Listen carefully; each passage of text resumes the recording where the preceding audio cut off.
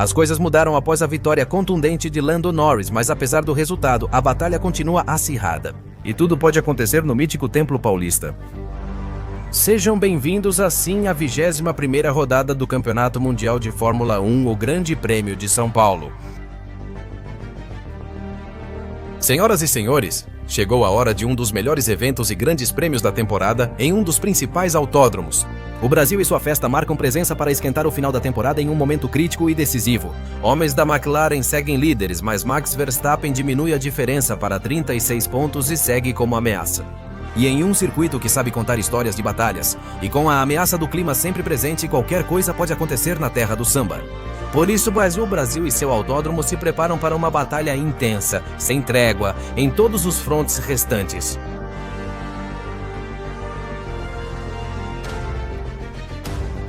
Um pequeno erro pode mudar tudo perto do final.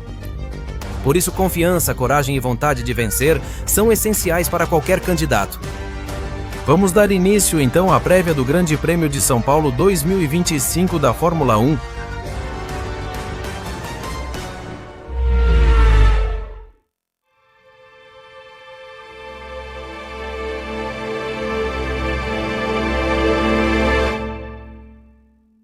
Faltam 4 rodadas para definir o campeão mundial da Fórmula 1, com Max Verstappen cada vez mais próximo do título. Desde o México temos um novo líder do Mundial, com disputa fratricida separada por um ponto. Por isso, agora, qualquer erro dos 3 será quase um nocaute para o fim da temporada de 2025. É hora da categoria visitar um dos melhores circuitos e grandes prêmios do calendário, que ano após ano sabe como nos presentear com uma corrida lendária. Senhoras e senhores, chegou o Grande Prêmio de São Paulo, Brasil, com disputa pelo título e formato sprint, e a constante incerteza da meteorologia que pode causar danos. O que esperar? Com tantas disputas no grid da Fórmula 1, isso pode virar uma loteria? Para iniciar, senhoras e senhores, vamos conhecer o local desta rodada do campeonato no circuito, explorando-o em detalhes. São Paulo, Brasil. O Autódromo José Carlos Passe, conhecido como Interlagos, é um traçado permanente e sede da Fórmula 1 desde 1973. Com 4,3 quilômetros, 71 voltas, 15 curvas, 2 zonas de asa móvel e 2 pontos para ultrapassagem. Caracterizado por ser um circuito com muitas mudanças de elevação, técnico e extremamente espetacular, o primeiro setor tem a particularidade de ser extremamente rápido. Conta apenas com 3 curvas, mas a reta principal desemboca aqui e se cruza em alta velocidade pela reta oposta. Suas 3 curvas são espetaculares e essenciais, incluindo o S de Siena e a Curva do Sol. Curvas que exigem uma forte frenagem na entrada e um traçado ideal, buscando tração para sair em alta velocidade para a curva número 3 e assim para a reta oposta. Como os carros freiam na primeira curva e como cruzam o mais diagonal possível. A primeira e a segunda curva são decisivas, principalmente na hora de buscar os tempos de volta. E quanto melhor for a saída na Curva do Sol, maior será a velocidade que os carros vão atingir na reta, que tem a particularidade de ser a primeira zona de ativação do asa móvel nesta pista. É ativado quase imediatamente após a saída da curva e vai até a freada da curva 4. A distância é grande, mas com boa estratégia dá para ultrapassar aqui, tornando-se um ponto-chave do circuito na hora das disputas e um setor extremamente desafiador à sua maneira. O segundo setor é o mais técnico dos 3 da pista. Tem 8 curvas e várias faixas de velocidade, com predominância das de média velocidade. Começa com a subida para as curvas da Ferradura e Laranjinha, especialmente a curva 4. É um desafio de precisão, exigindo calcular a frenagem para não sair da pista durante a curva. As curvas 6 e 7 são rápidas e exigem ótimo apoio aerodinâmico. Após a curva 8, a velocidade cai bastante, em um trecho travado onde a tração é mais exigida que em qualquer outro ponto da pista. Ele termina na descida do mergulho, curva rápida à esquerda, sendo um setor que coloca à prova as capacidades do carro, principalmente quando ele precisa trabalhar em um amplo repertório de curvas de diferentes velocidades. O terceiro setor volta a ser muito veloz. Possui 4 curvas, sendo uma lenta e as outras feitas quase com aceleração máxima. A curva e um sal abre o setor, exigindo freada agressiva e precisão para fazer bem a curva e sair tracionado. O segredo dela está no traçado, abrir o máximo possível na entrada, contornar colado à zebra e tentar acelerar em linha reta para ganhar o máximo de tempo possível. Uma saída ou entrada ruim nessa curva pode comprometer toda a volta. Depois disso, os carros aceleram ao máximo na subida dos boxes até o último ponto de asa móvel. Ao chegar perto do topo, o dispositivo é ativado e cobre a área até a freada da curva 1. É a zona de asa móvel mais longa e bem usada permite ultrapassagens. Mas, acima de tudo, a capacidade de ver batalhas espetaculares, encerrando assim um setor extremamente rápido, em uma pista completamente única em seu tipo. Interlagos é um autódromo tradicional que leva os carros ao limite com suas retas e curvas variadas. Em uma montanha-russa que não precisa de condições perfeitas para ser espetacular e para proporcionar momentos que entram para a história. E em resumo, no primeiro setor, o elemento mais importante é a tração e a aceleração. No segundo, a estabilidade do carro nas curvas. E no terceiro, velocidade pura e simples. Outros dados devem ser considerados neste circuito devido à sua velocidade em certos pontos. A proximidade dos muros aumenta a chance do carro de segurança aparecer. Desde que esse dispositivo foi implementado, o Safety Car saiu 30 vezes entre 1993 e 2024. Tudo isso em uma grande quantidade de grandes prêmios, abrangendo desde falhas mecânicas, condições climáticas difíceis e acidentes em pontos muito complicados do circuito. São Paulo e seu grande prêmio têm até 71% de chance de safety car. As equipes geralmente consideram isso ao definir suas estratégias. Freios e tração são muito exigidos neste circuito. Não de forma excessiva, pois Interlagos tem variedade de curvas e longas retas. Os carros geralmente são configurados com setups de média e alta carga aerodinâmica para enfrentar os variados desafios que este circuito apresenta. E apesar de ser um circuito curto em sua extensão, suas duas zonas de asa móvel proporcionam oportunidades de ultrapassagem e de ganhar posições. A principal é a zona da reta principal. Junto à freada intensa e ao tamanho da curva 1, isso impacta na abordagem da primeira curva. Se usarem bem o vácuo, os pilotos podem concluir manobras nesse ponto, finalizando a ultrapassagem antes da curva ou surpreendendo o adversário ao frear mais tarde. E de longe seria a melhor zona para fazer ultrapassagens. Se não fosse pelo pequeno detalhe de que imediatamente após a curva 1 está a zona de detecção da segunda zona de asa móvel. Por isso, ultrapassar nesse ponto e sair sem distância do rival que você acabou de ultrapassar pode fazer com que te deem o troco facilmente. Na próxima zona, a que fica na reta oposta. Para isso, é preciso sair com mais tração e próximo ao rival na curva 2. Para aproveitar, o asa móvel te oferece amplas possibilidades de fazer ultrapassagens. E aqui, para tentar ultrapassar, é preciso fazer isso antes da freada ou praticamente nela. Mas com a obrigação de pegar o lado de dentro, porque pelo ângulo da curva, por fora, é praticamente impossível. O piloto que ultrapassa aqui aproveita para escapar no setor travado e tirar os rivais do asa móvel. Por isso, esta deve ser a melhor zona para ultrapassagens nesta pista. Portanto, a dificuldade para ultrapassar os pilotos em Interlagos é de 3 em 5. Difícil, mas não impossível, com a garantia de que as disputas aqui são completamente espetaculares. No pit lane de Interlagos, circula-se a 80 km/h com trânsito rápido. A entrada fica ao lado da reta principal, com pequenas chicanes na entrada e saída. Apesar de estar ao lado do circuito, várias curvas da curva 1 até a saída do pit lane na reta oposta fazem perder tempo. Uma parada completa com troca de pneus leva cerca de 23 segundos. A degradação dos pneus neste circuito é alta, mas não excessiva.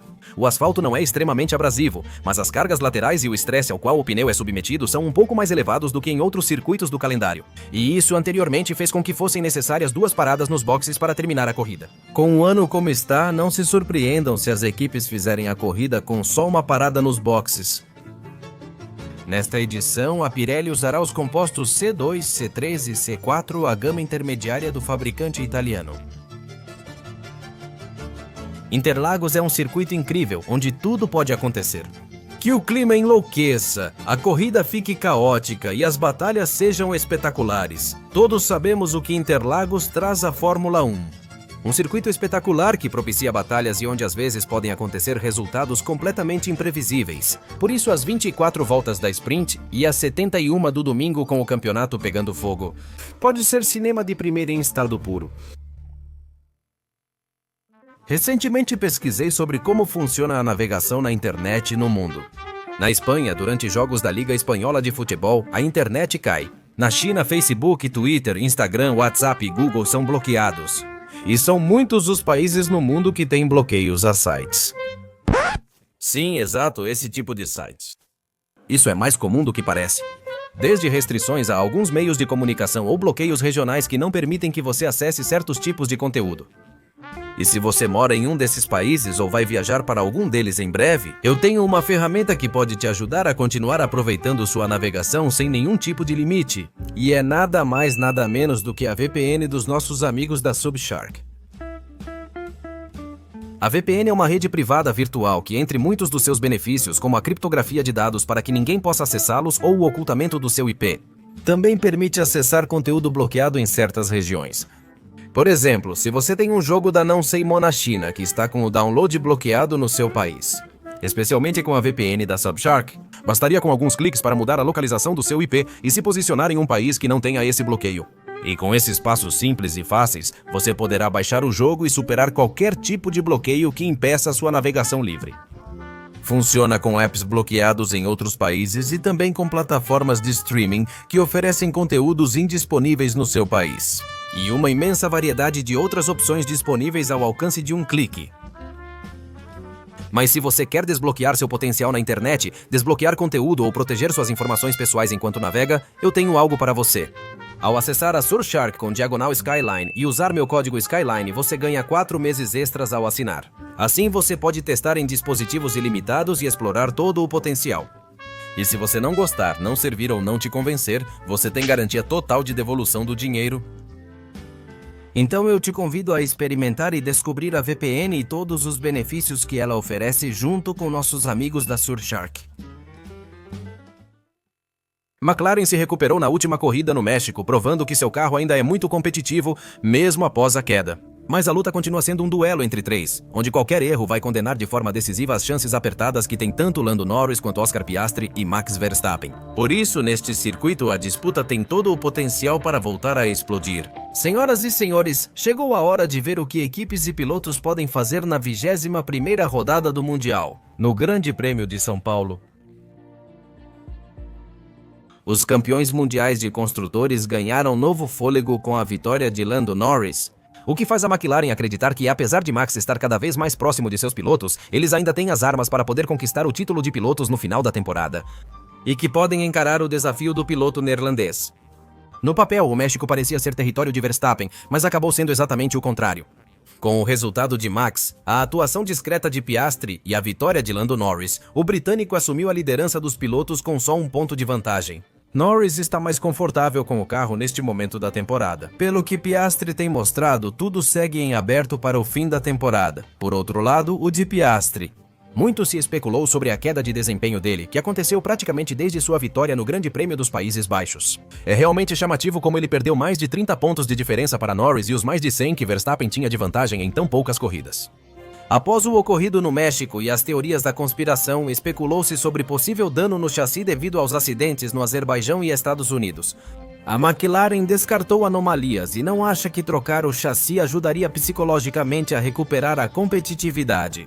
Consideram que o ocorrido no México, com asfalto de pouca aderência que prejudicou o estilo de Piastri, servirá de lição para o australiano Carr. Essas 4 corridas. Enquanto isso, ele e sua equipe seguem tentando recuperar a competitividade. E toda a cúpula da McLaren chega com otimismo a Interlagos, sendo uma data marcada por André Stell no calendário. Como uma dessas pistas do final seria benéfica para as características do seu carro. Por isso, a McLaren está otimista para repetir o desempenho do Grande Prêmio do México. Com a disputa acirrada e a ameaça de Max Verstappen, tudo pode acontecer. E eles sabem perfeitamente que não devem se acomodar. O cavaleiro rampante conseguiu ressurgir após vários problemas que o afastavam da competitividade. Apesar da vitória ainda parecer difícil, os pódios já são totalmente possíveis nesta fase da temporada. Em asfaltos regulares, onde o SF25 pode trabalhar melhor, eles terão mais chances de competir. Além disso, as mudanças que fizeram no acerto, com as quais experimentaram em corridas recentes, lhes deram a possibilidade de pelo menos voltar a ser competitivos. Vale lembrar que a disputa pelo vice-campeonato de construtores segue viva e muito acirrada. A Ferrari quer aproveitar Interlagos para buscar outro pódio e se firmar na posição. embora para isso ainda seja necessário ter um fim de semana positivo e saber extrair todo o potencial do SF25. Pode ser difícil devido ao formato sprint e às ameaças climáticas, mas ao menos a Ferrari oferece garantias melhores do que até o Grande Prêmio de Singapura. A Mercedes segue sem ritmo consistente. Apesar do otimismo após Baku e Singapura, eles voltaram à baixa competitividade em circuitos pouco favoráveis. Apesar da Mercedes acreditar ter encontrado soluções para voltar à competitividade, a Mercedes precisa chegar bem acertada ao Brasil, o que facilitaria o trabalho do fim de semana. As baixas temperaturas geralmente beneficiam seu carro. Buscar o resultado que perseguem desde a vitória em Singapura e que permita retomar o segundo lugar na tabela. Vamos ver se a Mercedes finalmente acerta, pois as duas últimas corridas foram decepcionantes para eles. Isso os tirou do segundo lugar na tabela de construtores. Mesmo com Max reduzindo 4 pontos da liderança, o México foi um grande revés. Em uma pista onde se esperava novamente força para a Red Bull, mas eles se depararam com uma pista de pouca aderência. Junto com os erros no acerto do carro, isso fez Max Verstappen ter uma classificação desastrosa e comprometeu a corrida. Mas Max, apesar disso, continua na briga, embora evidentemente de novo após o resultado do México. Mesmo vencendo todos os jogos até o fim da temporada, ele não garante o título. Além disso, eles enfrentarão circuitos onde a McLaren está confiante em vencer. A Red Bull continua tendo ótimas armas nessa disputa e ainda acredita que é capaz de conquistar o título. Além disso, o Brasil é outro desses circuitos onde Max tem um sentimento especial. E se isso se juntar com uma Red Bull, com boa preparação e possíveis surpresas climáticas, poderão sair do Brasil com diferença de pontos menor. Max ainda precisa que seus dois rivais tenham mais um fim de semana ruim para depender só dele ser campeão mundial. Mas esse circuito sempre foi caracterizado pelas surpresas e vendo o quanto a Red Bull progrediu, não dá para descartá-la sob nenhuma circunstância. Williams já fez 60% do trabalho para garantir o quinto lugar entre os construtores, mesmo com o fim de semana difícil que tiveram no México. Racing Bulls e Aston Martin não reduziram a diferença, que segue em 39 pontos restando 4 corridas. Agora vemos Alex Albon enfrentando dificuldades e longe do início de temporada arrasador. E supostamente isso se deve ao fato de que ele está tendo dificuldades para conduzir o carro. Com ajustes radicais, Sainz tem se sentido muito confortável nas últimas corridas. Por isso, a Williams vai tentar trabalhar para devolver a ele aquelas sensações positivas que tinha e, com isso, maximizar suas chances de voltar a marcar pontos. Tentando assim encerrar de vez essa disputa, garantir o quinto lugar entre os construtores e, com isso, os milhões correspondentes ao prêmio no final da temporada. Os Racing Bulls precisam recuperar o desempenho de corridas anteriores para voltar a marcar pontos, já que estão a 3 provas sem pontuar, com a disputa acirrada pelo 6º lugar entre construtores, e se eles não recuperarem a forma logo. Eles podem perder o 6º lugar e ainda cair na tabela se os rivais pontuarem. No México, a baixa competitividade causou falta de velocidade e estratégias ruins. Portanto, para o Brasil, eles terão que buscar novamente o equilíbrio em um circuito que pode ser favorável para eles se o trabalho for feito corretamente durante o fim de semana. Mas vendo as diferenças que existem no meio do pelotão, a disputa pelos pontos promete ser extremamente difícil. Vimos semanas atrás que o México seria difícil para Aston Martin, o que se confirmou. Agora, porém, as condições mudam. O Brasil é uma pista onde a Aston Martin espera ser mais competitiva e conquistar pontos com seus pilotos. No entanto, apesar disso, a coisa não vai ser fácil, já que, como mencionamos na parte da Racing Bulls, o pelotão do meio está tão apertado que é difícil prever as posições em que esse grupo pode terminar. A Aston Martin precisa melhorar para competir antes de enfrentar outra pista difícil, como Las Vegas. Em algumas semanas veremos se eles conseguem sair com alguns pontos somados. Uma pista favorável para Fernando Alonso e, caso a Aston Martin recupere competitividade, pode ser ótima para a equipe. Graças à dupla vitória no Grande Prêmio do México e ao 4º lugar de Oliver Bergman, a Haas passou a Sauber e retomou a disputa pelo 6º lugar entre os construtores. Com as atualizações nos Estados Unidos, transformaram um carro complexo em um competitivo na frente do grupo. Impulsionados pela emoção, eles enfrentam Interlagos em busca de mais um grande resultado, tentando seguir uma filosofia de não forçar resultados e não levar o carro ao limite, mas sim ser preciso na hora de buscar o acerto. Com a Haas já adaptada às atualizações, vejo como o carro está rendendo. Poucos fatores indicam que eles não sejam uma das equipes mais sólidas do pelotão intermediário na busca por pontos neste fim de semana. A Sauber perdeu o 8º lugar entre os construtores, mas segue motivada para melhorar sua posição no pelotão intermediário nesta temporada. Talvez seja o carro menos competitivo, mas chega a este circuito confiante na sua velocidade. O foco deste fim de semana será, novamente, melhorar a classificação para ter mais chances na corrida. E Bortoleto terá seu primeiro grande prêmio diante de seu público, o que deveria servir como motivação para tentar conquistar um grande resultado novamente em seu circuito favorito. Assim, as opções para a Sauber seguem abertas, mas a disputa parece complicada. Mas aqui, as pequenas diferenças são o que vão acabar determinando quem pode marcar pontos e quem vai terminar melhor posicionado ao final deste grande prêmio. A situação da Alpine não mudará rapidamente. E mesmo que no papel Interlagos seja uma pista mais favorável para eles, os pontos continuam parecendo algo extremamente difícil de conquistar. Se a corrida for caótica e chover, pode surgir uma oportunidade para eles. Se nada de estranho acontecer, tudo deve ficar igual ao que vimos nos últimos meses, com a equipe francesa, que em breve deixará de ser construtora na Fórmula 1. A meteorologia prevê ameaça constante de chuva, que pode surpreender durante as sessões da competição. E pelo menos até a data em que gravamos este vídeo, parece que as diferentes sessões serão em pista seca. Chance de chuva de até 30% no sábado e domingo, podendo aumentar até o fim de semana, como costuma ocorrer no Brasil. Previsão de céu nublado. Apesar do calor na sexta, no domingo as temperaturas devem cair para entre 16 e 19 graus. Senhoras e senhores, preparem-se para um fim de semana com clima instável e ameaça de chuva ainda presente. E pode aumentar daqui até a corrida. Por fim, encerrando esta prévia, vamos à seção de dados históricos deste grande prêmio e do circuito. O Brasil é um tradicional palco da Fórmula 1, sediando o Grande Prêmio desde 1973.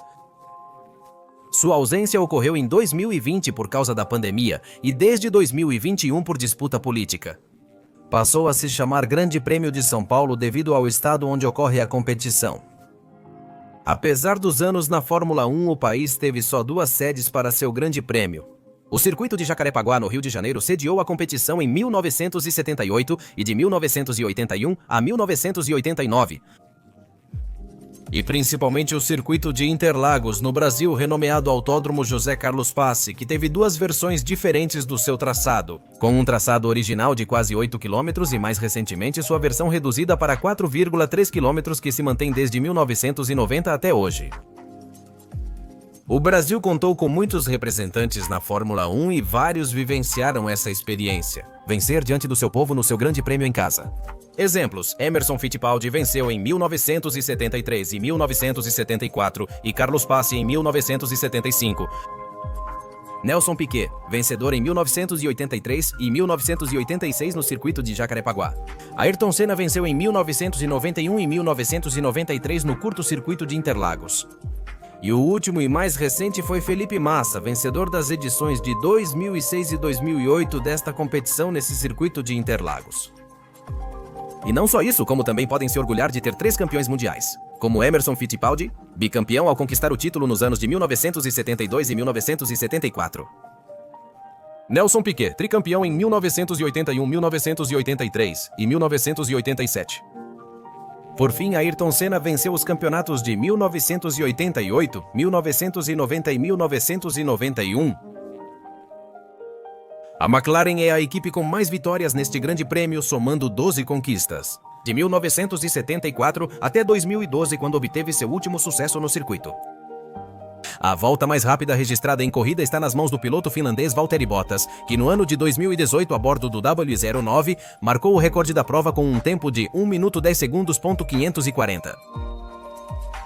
E o maior vencedor histórico deste grande prêmio, numa tremenda ironia do destino, se chama Alain Prost, vencedor em 6 ocasiões de 1982 até 1990 e de forma isolada. Dificilmente alguém o superará em breve. Ele é o maior vencedor e monarca deste grande prêmio no Brasil. Encerrando o último dado deste grande prêmio e o prévio de hoje. Senhoras e senhores, termina a prévia do Grande Prêmio de São Paulo 2025 da F1. Mas é aqui que eu te pergunto, você acha que a McLaren vai voltar a vencer neste grande prêmio? Max Verstappen conseguirá tirar a vitória deles e continuar descontando pontos? E claro, me diga quem você acha que serão os 3 primeiros pilotos que vão ocupar o pódio ao final deste domingo no Grande Prêmio de São Paulo? Deixem suas opiniões nos comentários. Eu, sem mais, me despeço dizendo que se você gostou deste vídeo, deixe um joinha pra gente. Inscreva-se neste canal, ative as notificações para saber quando estou postando novos vídeos e compartilhe este com seus amigos. Também te convido a nos seguir nas nossas contas do Instagram e do Twitter, cujo link estará na descrição deste vídeo. E a gente se vê neste domingo, beleza? Confira o resumo ao final do Grande Prêmio de São Paulo. Obrigado por acompanhar. E até logo!